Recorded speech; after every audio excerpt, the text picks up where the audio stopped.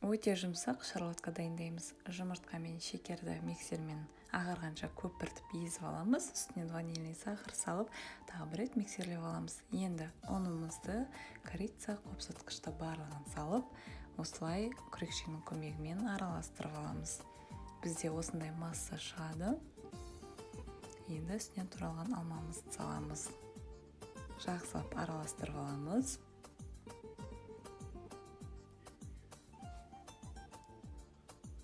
Диаметрі 22 сантиметр менде осындай кольцода пісіретін боламын. Астын фольгамен жауып алдым. Алдын ала 180 градусқа печканы қыздырып қойдым. Бетіне әсемдігі үшін осылай алмаларды салып шығамын. 35 минут көлемінде пісіп шықты. Мінекей бізде өте жұмсақ, сондай нәзік, өте дәмді шарлотка дайын болды. Міндетті түрде жасап көріңіздер, және де каналыма тіркеліп лайк басуды ұмытпаңыз.